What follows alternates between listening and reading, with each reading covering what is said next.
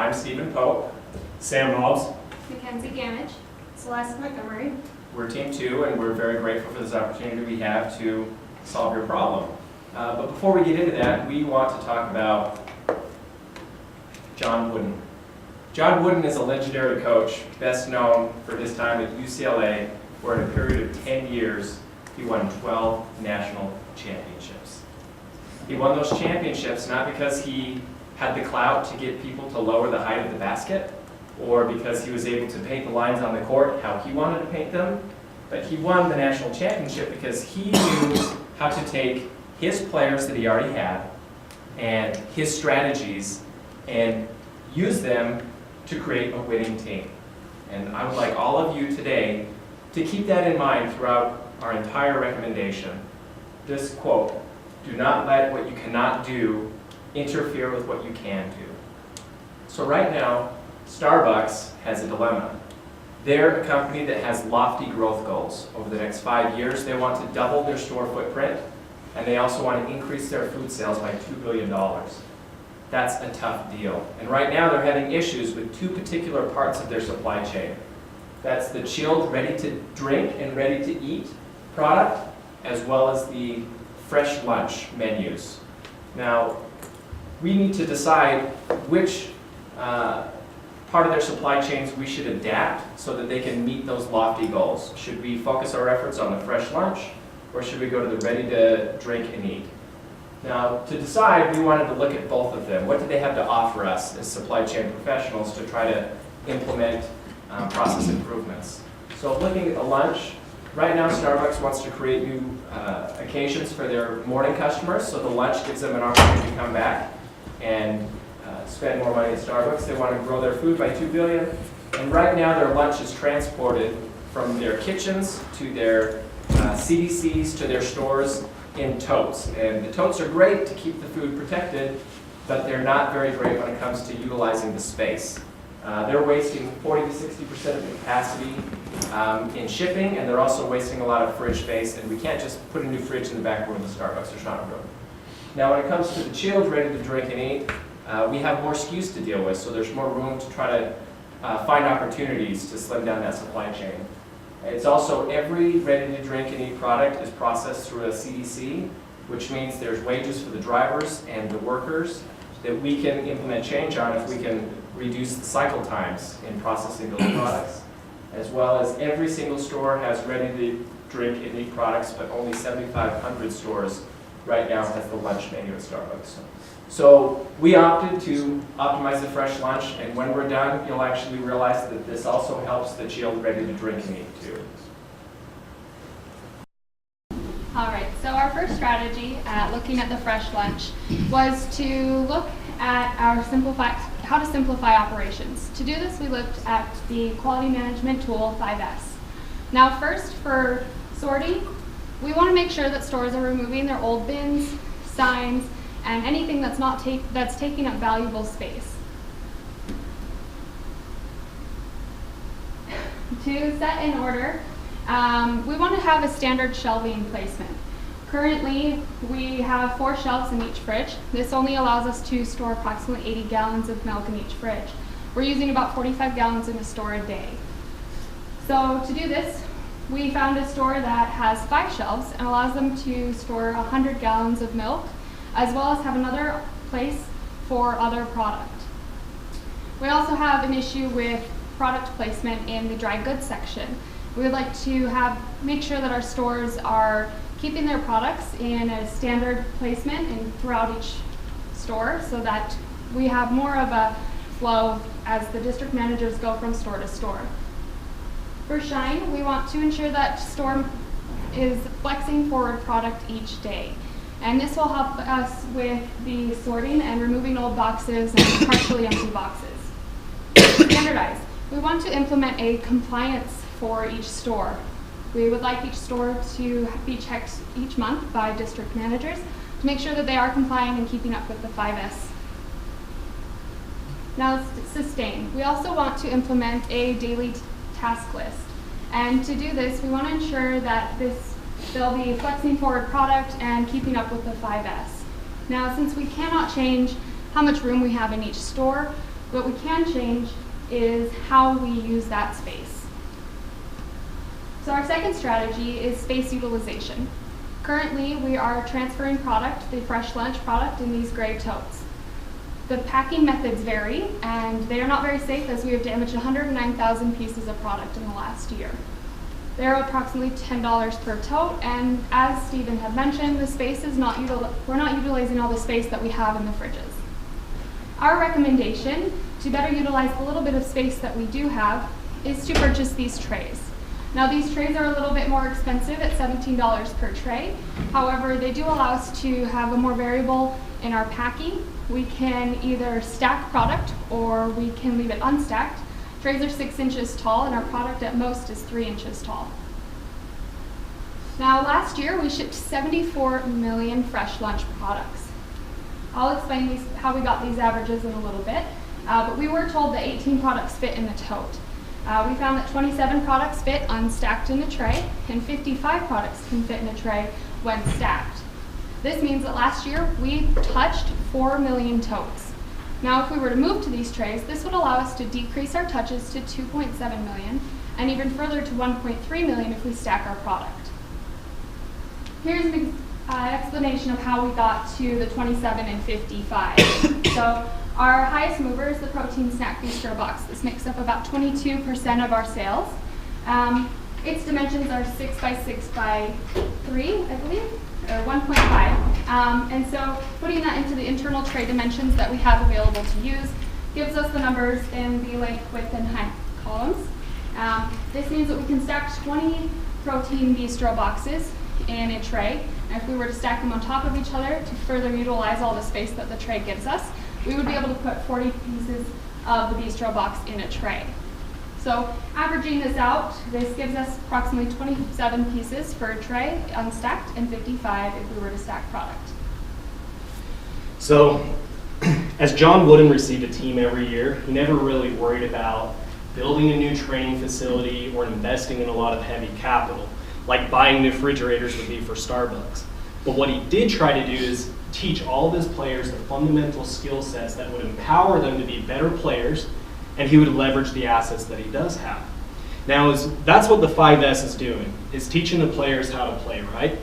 But when we map the process of the delivery, we can identify that within the delivery process, it takes 6.69 and 13.57 seconds to put all this stuff away. And those are the highest numbers, or the highest weighted average seconds within those processes in the whole delivery sequence. Now, when you implement the 5S, you can actually reduce those 6.69 seconds to 3.3 in terms of getting your ready-to-eat meals into the refrigerator. And you can also get the lunch trays down to 4.5 seconds, which is 66% less than what it was currently taking, than what it currently is taking right now. Now, for those of you who can see, we are going to reduce on a total route. So there's 15 deliveries per route. We're going to reduce 11 minutes to 15 minutes within the entire route by just reducing those variables. And the financial impact is pretty great when it comes to replacing the totes with the trays and with improving the speed of delivery. So you can tell that the warehouse cost of the touches, so these are the numbers Kenzie was referring to, of the 4 million touches going through the warehouse is in blue, in red is the delivery, and the improvements within the 5S of our delivery process is the gray. Now, as you compare those side by side, when you can stack a tray, you can reduce cost 33% than what it currently is. And when you stack the trays within the process, we can get a 65% reduction in cost. This is going to enable Starbucks to not only facilitate the volume of product that they're shipping, but it will also lower their overall operational costs.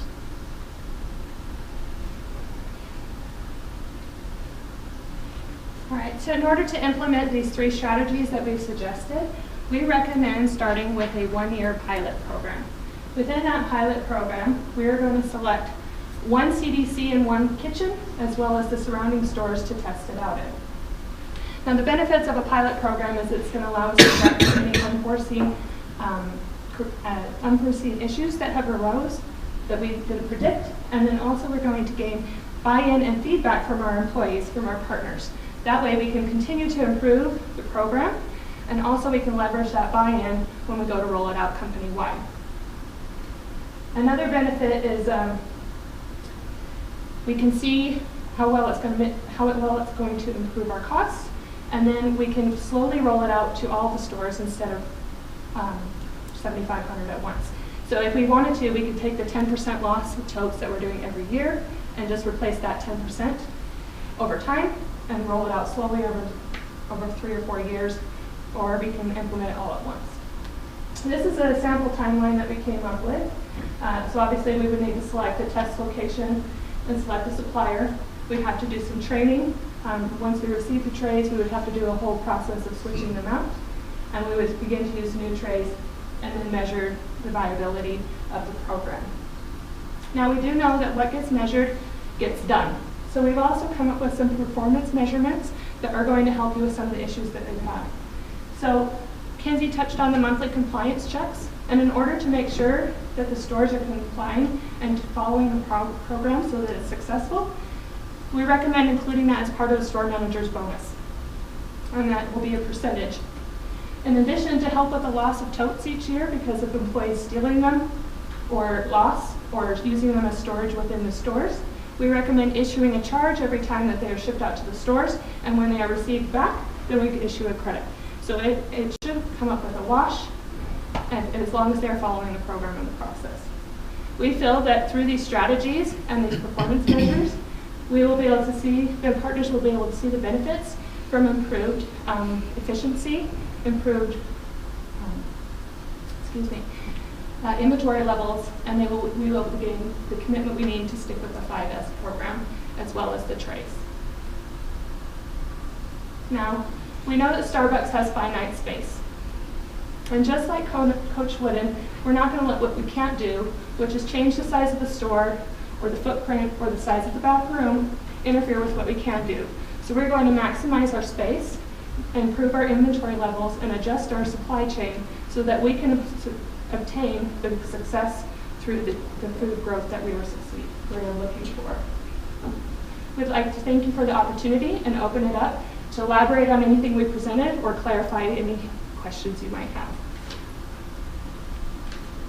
Sam, when you talked about reducing the time, I may have missed something. How did you go to cut the time almost in half? Yeah. So how did you time that with these new crates?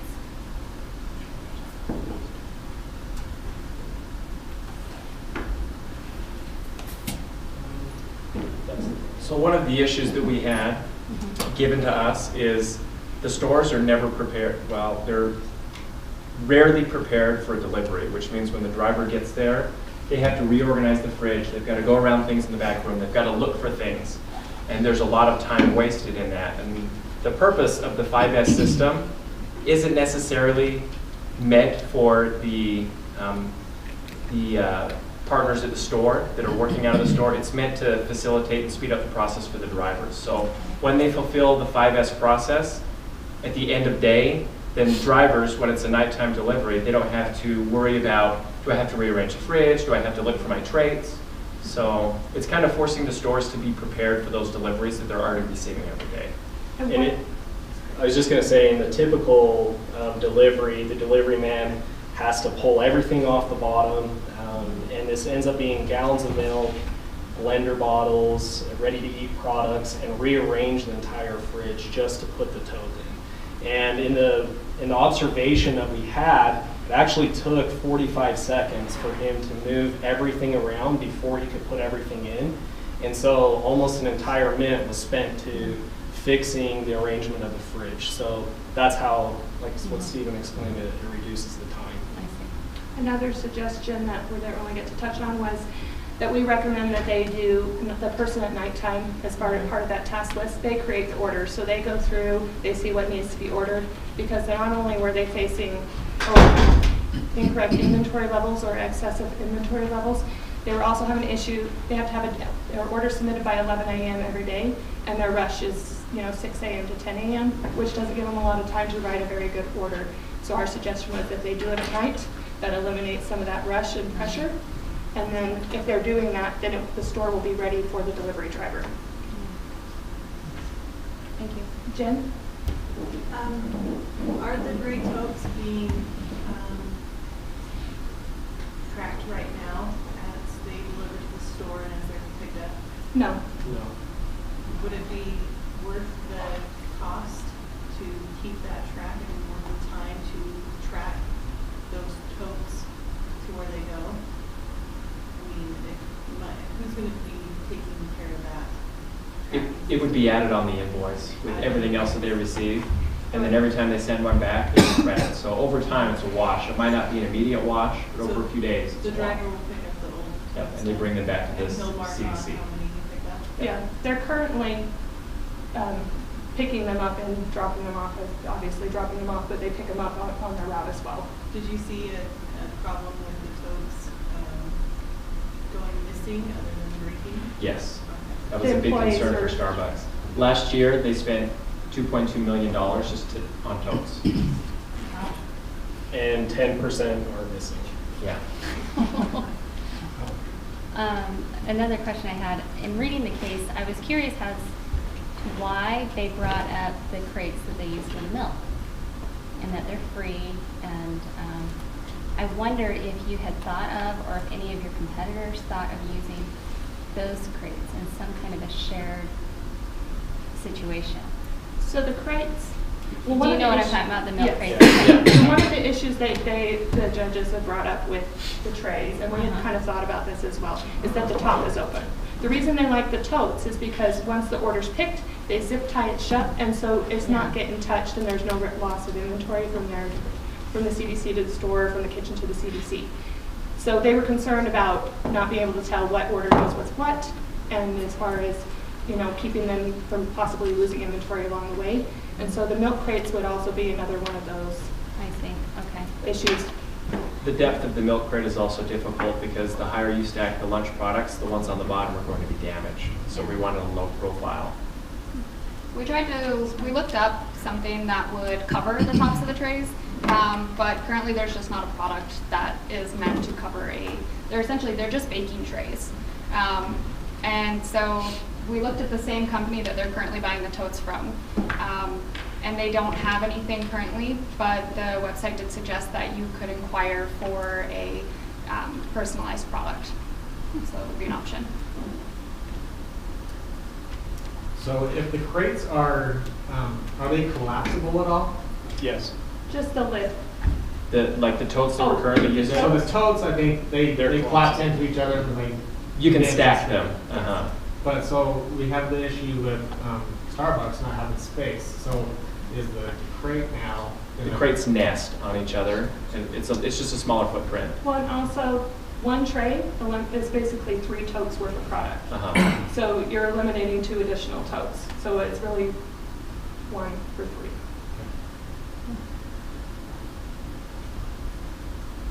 Have you guys decided what you're going to do with your money? I'm going to pay for next semester, And I'm going to Disneyland.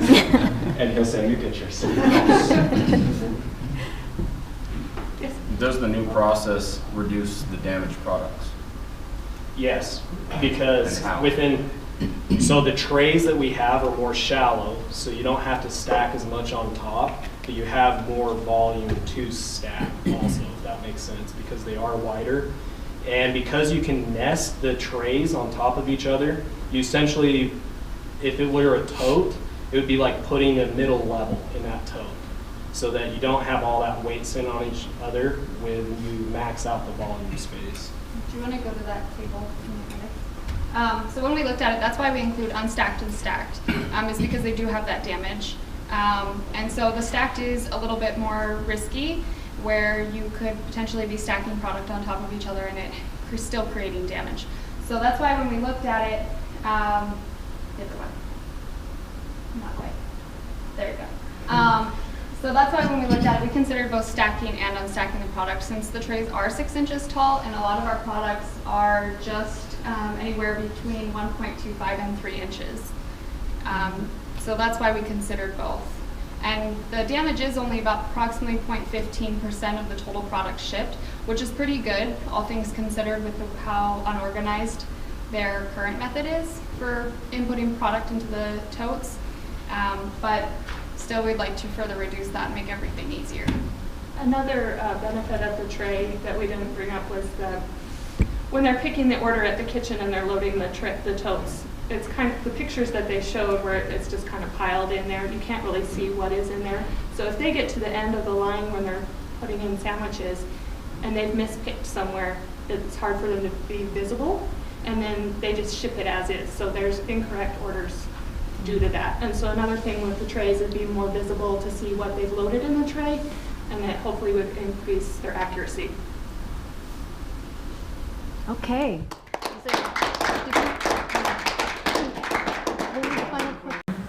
No. I've heard this. Who said no? It doesn't matter.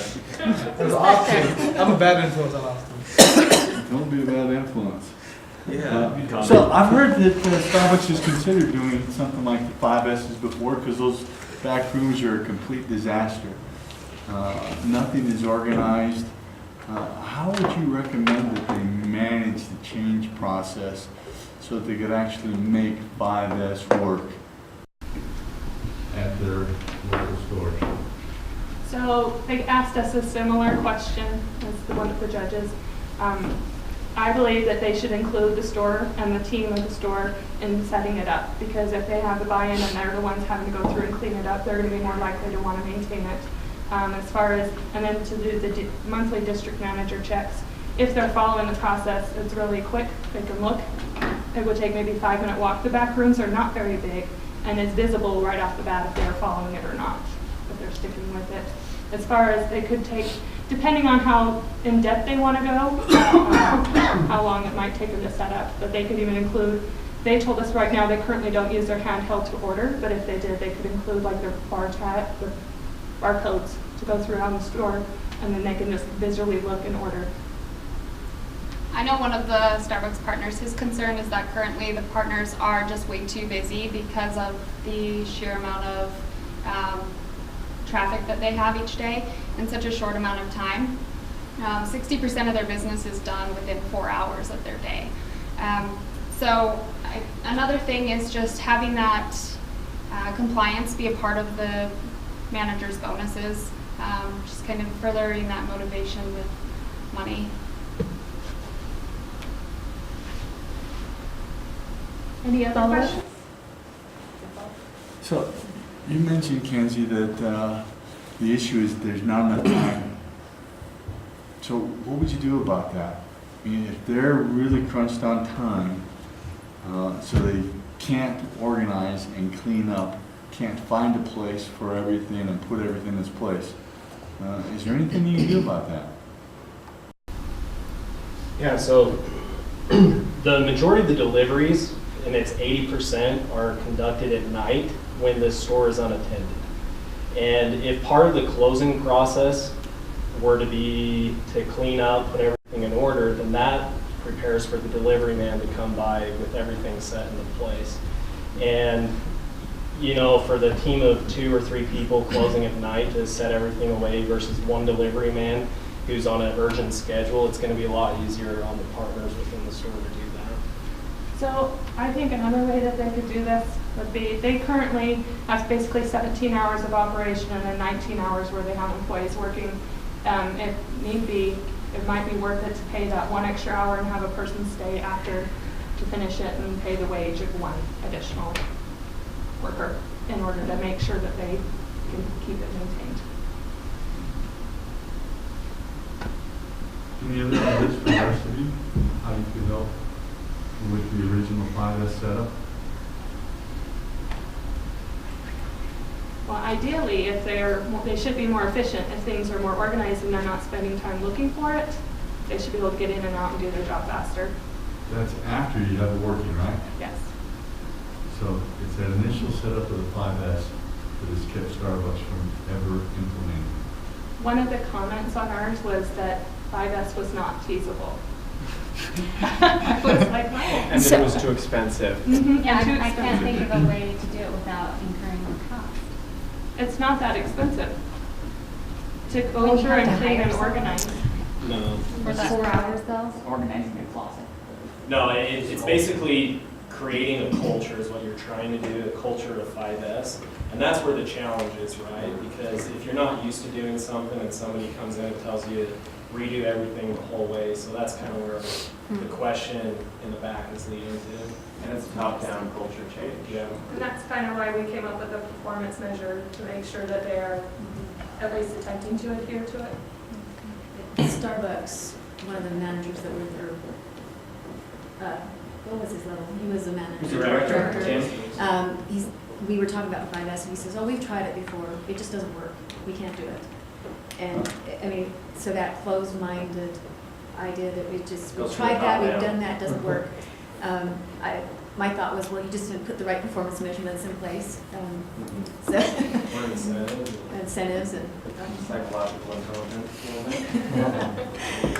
So my question for you is, what would the systems diagram look like for implementing 5S at the Starbucks stores?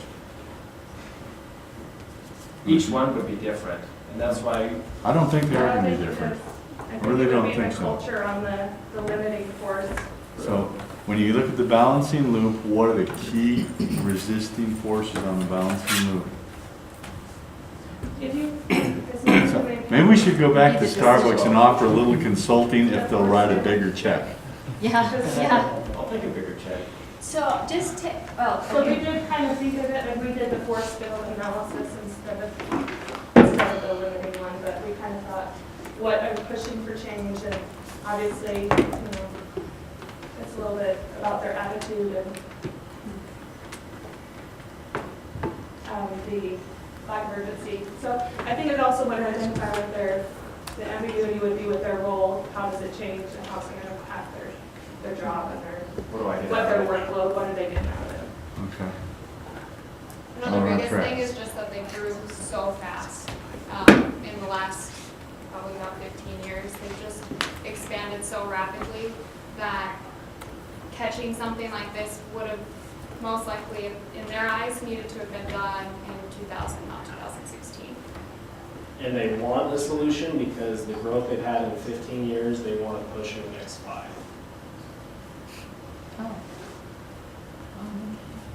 Well, thank you very much.